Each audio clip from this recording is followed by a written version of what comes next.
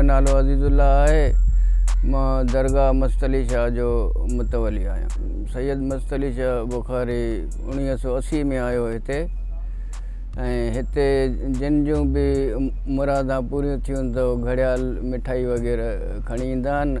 साईं जॾहिं हाल हयात हूंदो हो त मुरीद साईं जा काफ़ी ईंदा हुया, परे परे खां ईंदा हुया, पंहिंजो घड़ियाल खणी ईंदा। साईं जी दिलचस्पी वधि में वधि घड़ियालनि सां हुई।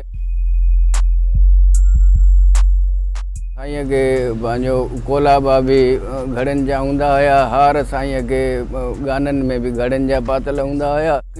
बि पंहिंजो मुरीद ईंदो हो साईं वटि त साईं पंहिंजो चवंदो हुउसि, बाबा तव्हांजी मुराद पूरी थिए त घड़ियाल ज़रूरु पहुचाइजो।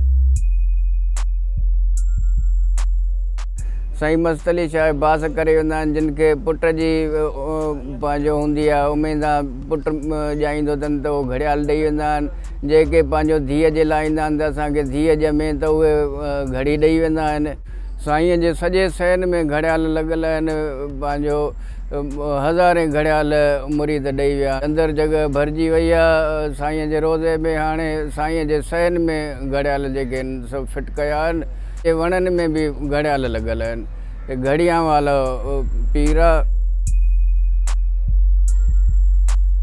हिते घड़ियालनि जी चोरी ॿोरी काई बि न थींदी आहे। घड़ियाल जेके बंदि पिया आहिनि त उन्हनि में वरी असां नवां सेल विझी करे फिट कंदा आहियूं, हली वेंदा आहिनि।